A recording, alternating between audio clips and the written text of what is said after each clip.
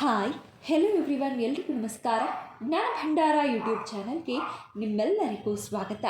ಸ್ನೇಹಿತರೆ, ಊಟ ತನ್ನಿಚ್ಛೆ, ನೋಟ ಪರರ ಇಚ್ಛೆ ಎಂಬ ಮಾತಿದೆ. ಆದರೆ ಜ್ಯೋತಿಷ್ಯ ವಾಸ್ತು ಪ್ರಕಾರ ಶಿಸ್ತುಬದ್ಧವಾಗಿ ಊಟ ಮಾಡಬೇಕು, ಎಲ್ಲೆಂದರಲ್ಲಿ ಹೇಗೆಂದರಲ್ಲಿ ಕುಳಿತು ಊಟ ಮಾಡೋದು ಶ್ರೇಯಸ್ಸಲ್ಲ ಎಂಬುದನ್ನು ಮನೆಯ ಹಿರಿಯರು ಹೇಳಿರುವ ಮಾತನ್ನು ಆಗಾಗ್ಗೆ ಕೇಳುತ್ತೇವೆ. ಕೆಲವರಿಗೆ ನೆಲದ ಮೇಲೆ ಕುಳಿತು ತಟ್ಟೆಯನ್ನು ತೊಡೆಯ ಮೇಲೆ ಹಿಡಿದು ತಿಂದರೆ ತೃಪ್ತಿ, ಕೆಲವರು ಡೈನಿಂಗ್ ಟೇಬಲ್ ಮೇಲೆ ಕುಳಿತು ತಿನ್ನಲು ಖುಷಿ ಪಡುತ್ತಾರೆ. ಆದರೆ ಇನ್ನೂ ಕೆಲವರು ಹಾಸಿಗೆ ಮೇಲೆ ಕುಳಿತು ಊಟ ಮಾಡುತ್ತಾರೆ. ಆದರೆ ವಾಸ್ತು ಪ್ರಕಾರ ಹಾಸಿಗೆಯ ಮೇಲೆ ಕುಳಿತು ಆಹಾರ ಸೇವಿಸೋದು ಮಂಗಳಕರವಲ್ಲ.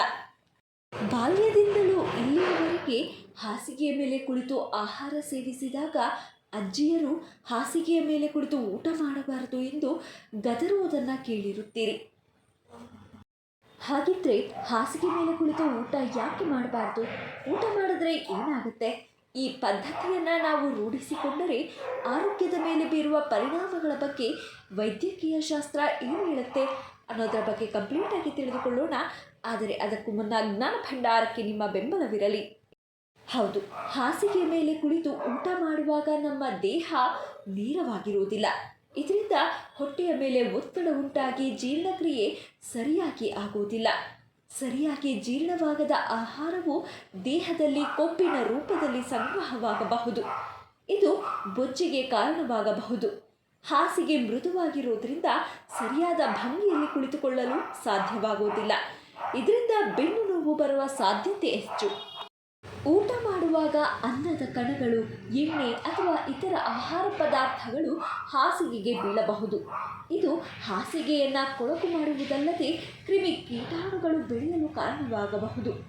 ಆಹಾರ ಪದಾರ್ಥಗಳು ಹಾಸಿಗೆಗೆ ಬಿದ್ದರೆ ದುರ್ವಾಸನೆ ಬರುವ ಸಾಧ್ಯತೆ ಹೆಚ್ಚಿರುತ್ತದೆ. ವಾಸ್ತು ಪ್ರಕಾರ ಹಾಸಿಗೆಯ ಮೇಲೆ ಕುಳಿತು ಆಹಾರ ಸೇವಿಸುವುದರಿಂದ ಮನೆಯಲ್ಲಿ ಬಡತನ ಉಂಟಾಗುತ್ತದೆ. ಪ್ರತಿದಿನ ಹಾಸಿಗೆ ಮೇಲೆ ಕುಳಿತು ಆಹಾರ ಸೇವಿಸುವುದರಿಂದ ವ್ಯಕ್ತಿಯು ಆರ್ಥಿಕ ಬಿಕ್ಕಟ್ಟನ್ನು ಎದುರಿಸಬೇಕಾಗುತ್ತದೆ. ಹಾಸಿಗೆಯ ಮೇಲೆ ಕುಳಿತು ಆಹಾರ ಸೇವಿಸುವುದರಿಂದ ಲಕ್ಷ್ಮೀ ದೇವಿಗೆ ಕೋಪ ಬರುತ್ತದೆ.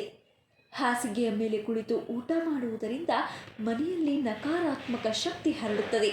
ಹಾಗೆ ವಾಸ್ತು ದೋಷಗಳು ಉಂಟಾಗುತ್ತದೆ.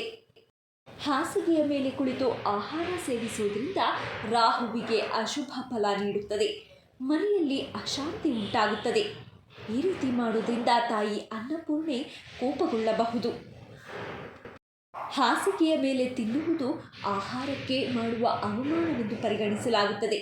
ಇದಕ್ಕೆ ಕಾರಣ ಹಾಸಿಗೆಯನ್ನು ಅಶುದ್ಧವೆಂದು ಪರಿಗಣಿಸಲಾಗುತ್ತದೆ.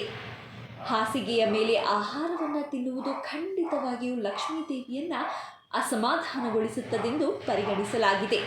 ಅಲ್ಲದೆ ರಾಹು ಮತ್ತು ಗುರು ಸಹ ಕೋಪಗೊಳ್ಳುತ್ತಾರೆ.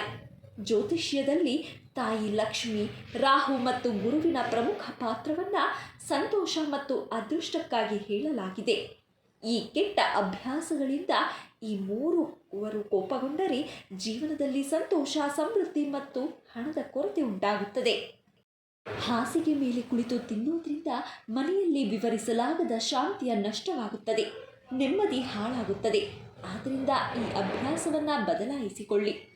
ವಾಸ್ತುಶಾಸ್ತ್ರದ ಪ್ರಕಾರ ಹಾಸಿಗೆಯ ಮೇಲೆ ಕುಳಿತು ತಿನ್ನುವವರು ಸಾಲದ ಸಮಸ್ಯೆಗಳಲ್ಲಿ ಸಿಲುಕುತ್ತಾರೆ.